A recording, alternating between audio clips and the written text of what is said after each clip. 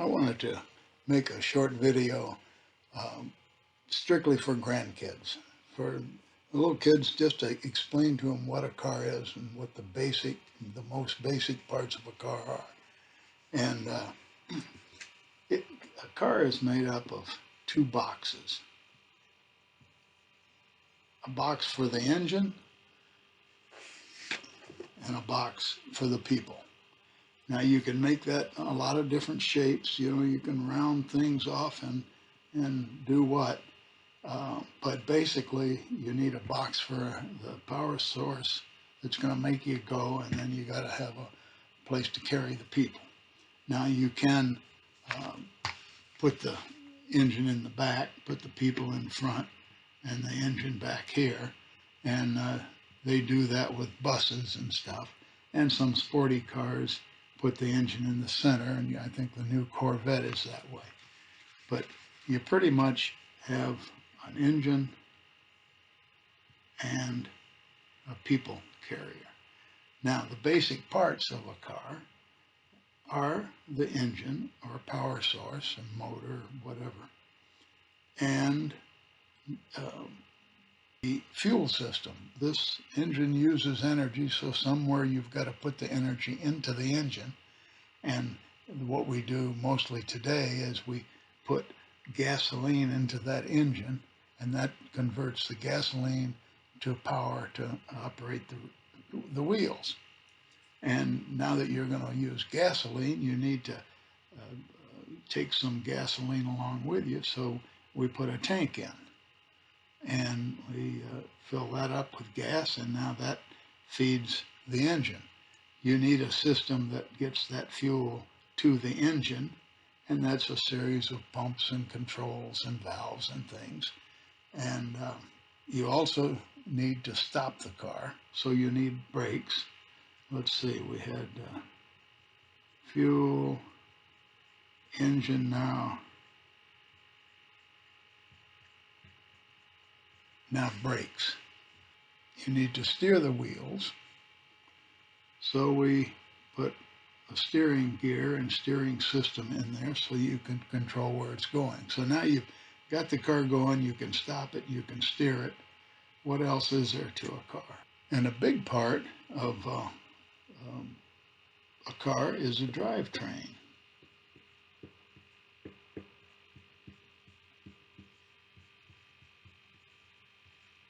Now that gets the power from the engine to the wheels, front or rear or both.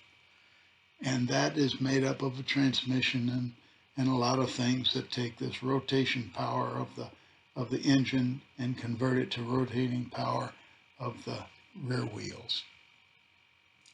And in the industry, they have experts on powertrain, experts on steering, big departments that work on just that, the fuel system. And after you have this, now the car will go and it'll stop and so forth. What you add after this is safety items and comfort items, and maybe not gimmicks, but things that are fun to operate. Today we use electronics for everything, and your car will do far more than you'll ever figure out what it'll do. But we want to keep you warm. We want to keep you out of the wind and the dust and the dirt and the rain, and we want to make it smooth and so forth. So you add that on top of the basic car, and that's what you get. So let's talk about each system. I talked about the engine, and the engine has got to get energy in the form of gasoline. And the way they do that, they take gasoline and atomize it, make it into a spray, and then add air to it and shoot that air into the engine at the right place at the right time. And basically, there's a piston and a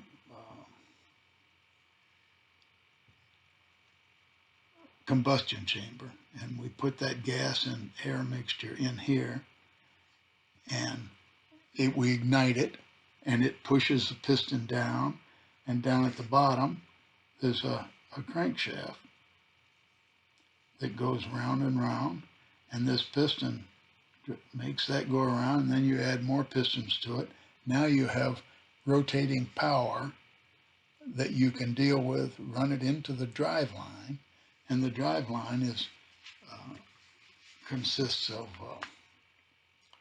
a transmission of various kinds, continuously variable, but the purpose of a transmission is to let your engine operate at its peak power while it's driving the rear wheels. When you launch a car from a stoplight, you need torque to get it going, and so you spin the engine faster, but then when you're going along the highway, you spin the engine slower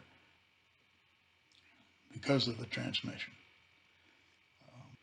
Now back to the engine, it gets its gasoline and produces the power, but it's not 100% efficient. So while the gasoline comes in, the energy comes in the form of gasoline, and it goes out in the form of rotating power, you have some losses here that are in the form of heat. You've got to get rid of the heat. So we know what they do there. They put a radiator out front and run water through the engine to cool it, and the water goes into the radiator and down, and you've got air coming across the radiator that cools the water. It goes back in, circulates around, and back out. That's the cooling system that is strictly something to support the engine so that it doesn't get too hot. Now, getting back to the fuel system. The fuel system, in the case of the old Model A, Model A was strictly a box. Their fuel system was right here, and the engine was here, and the carburetor was down here, so they let gravity feed the fuel down. It just ran by gravity into the carburetor.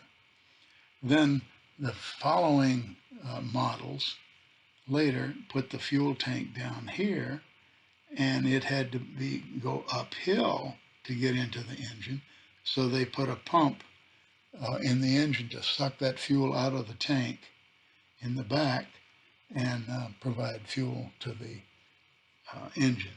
And that's done with a series of pumps and valves and controls and floats and so forth. Now in the brake system, we've got to be able to stop this guy. So we give the operator a pedal, he pushes on it, and a hydraulic system runs hydraulic pressure out to each wheel. And there they have friction material that goes up against a drum or a disc and slows it down. And that energy is converted into heat. And in the brake system, you don't need a separate cooling system. It will dissipate before it gets too hot. And then for steering, we gotta give the guy a steering wheel, and we put a geometry on these front wheels so they will turn, and a steering gear that will do it, and hook that to the steering wheel, and that will rotate it. Now we also, we take a little power off of the engine and put a system in here to assist in the turning so that the steering wheel is easy to turn. That's power steering. All cars have that now. Now they're using an electric motor to help you steer it. Now, one thing's interesting on car shapes. I said you have a box for people and a box for the engine, and but the government came up with the fuel economy standard, so the car's got to go a long ways on just a little bit of fuel. So the way you do that, you can reduce the weight of the car so that when you launch it from a light, it doesn't take much power. Probably the most efficient way of reducing or increasing fuel economy is through aerodynamics. If when the car is going along, it's not pushing a big pile of air in front of it, it's sleek, it's a sleek shape going through the air, and like an airplane. So they round things off and they put it in the wind tunnel, and all the companies do this, and they get the most efficient shape they can find. And guess what? The shape is something like this. And that's what we have today. And all of your cars have that shape. And you can change it with ornamentation and whatnot, but the basic shape is this because that goes through the air nicely. And so that's why from across the street, all the new cars look alike. So the stylists, the people who design the shape, put a lot of work into the grille appearance and ornamentation and maybe chrome and whatnot, but the basic shape is there, and that's why they all look alike.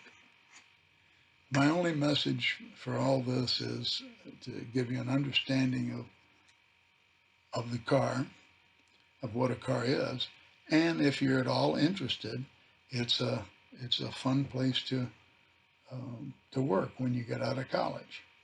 So if you're inclined to get in the auto industry, I recommend it.